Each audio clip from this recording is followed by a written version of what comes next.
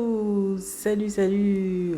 Aujourd'hui, c'est le ngulmumako, une recette emblématique du Congo-Brazza. Alors, le ngulmumako, qu'est-ce que c'est? C'est le porc aux bananes plantains, donc la soupe de porc aux bananes plantains. Regardez-moi ça. Regardez comment c'est délicieux, comment ça t'attire.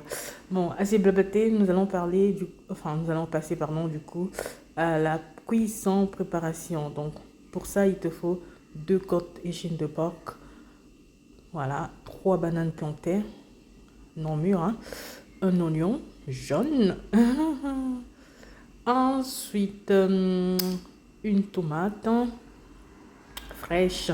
Alors la tomate fraîche, elle n'est pas obligatoire, hein, c'est juste, ben voilà, pour ajouter un peu de la couleur, du peps, voilà. Et ben là, je vais commencer par couper, du coup, le porc, voilà.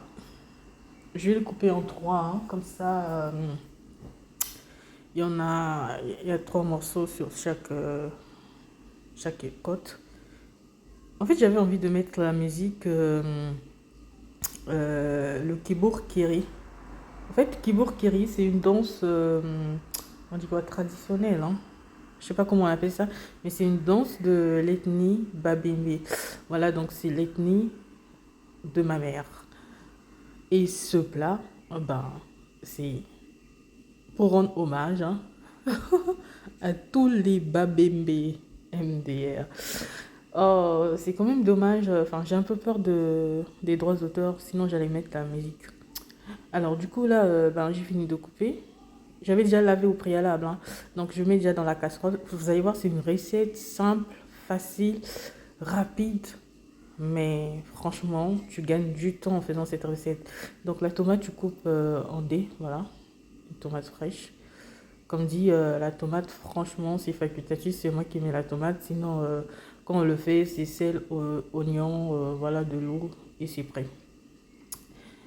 Et les babébés aiment manger ça tous les dimanches, hein. Il y a spécialement les restaurants qui font que ça les dimanches, en fait. Donc là, c'est bon. L'oignon, c'est en rondelle, hein. Enfin, vous avez constaté, moi, à chaque fois que je fais du bouillon, l'oignon, c'est toujours en rondelle. Ça, c'est comme ça. Je coupe toujours en rondelle. Donc, après avoir coupé, on le met également dans la casserole, hein. Et donc, je vais passer aux bananes. Les bananes, je les ai déjà lavées. Donc, je lave toujours. Il faut toujours laver d'abord avec la peau. Ensuite, éplucher. Après avoir épluché, bien gratter. Gratter un peu la peau du dessus. Là, je pense que c'est... Enfin, le gratte, c'est parce que ça colle un tout petit peu. Quand ils sont pas mûrs comme ça, c'est hyper compliqué à retirer la peau, hein. Voilà, donc, après avoir retiré toute la peau, gratter légèrement. Voilà, je dis bien gratter, mais c'est légèrement, faut pas trop forcer. Voilà, c'est juste pour enlever la peau dessus pardon, qui colle. Et ensuite, relaver sans la peau. Parce que c'est vrai que vous avez lavé avec la peau, mais quand vous enlevez la peau aussi, il faut laver. Voilà, c'est pas facile avec la peau là, hein. Enlever tout ça. Mais il faut faire avec. Voilà, bien, bien, bien enlever.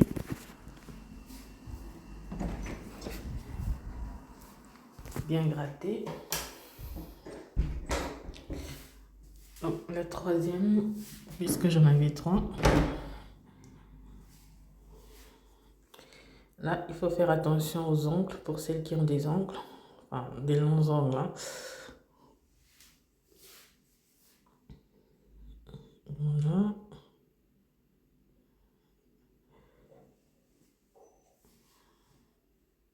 Après avoir retiré.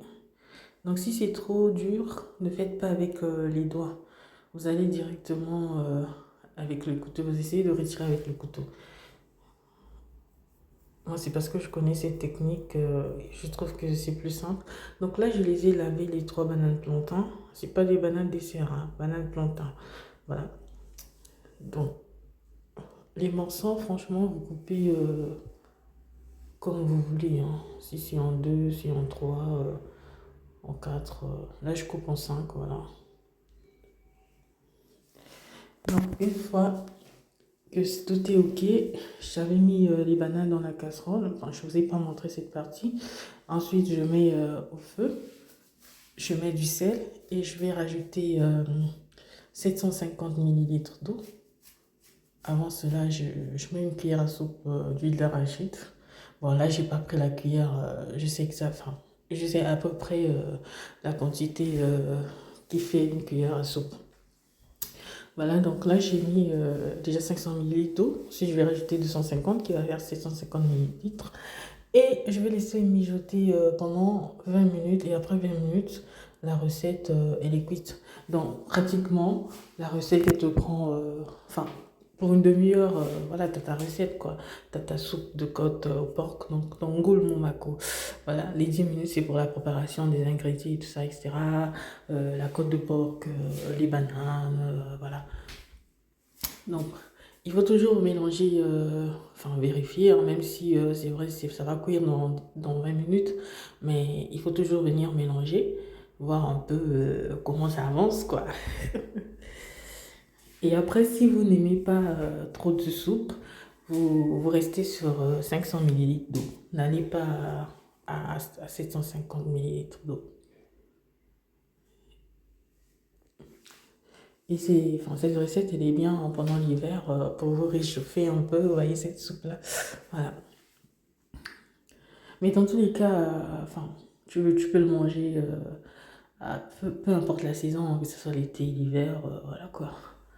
Puisque de toute façon, les, euh, l'ethnie Babembe, voilà, qui mangent ce plat, bah, eux, ils le mangent, après avoir mangé ce plat-là, ils partent danser le Motota, le Kiborokiri. En fait, c'est une danse traditionnelle où les femmes Babembe, bah, elles remuent leurs fesses, elles dansent, elles sautent, et elles crient, voilà. Enfin, elles crient pas, mais elles chantent, voilà. C'est magnifique. C'est parce que j'ai pas, enfin, je peux pas mettre la vidéo,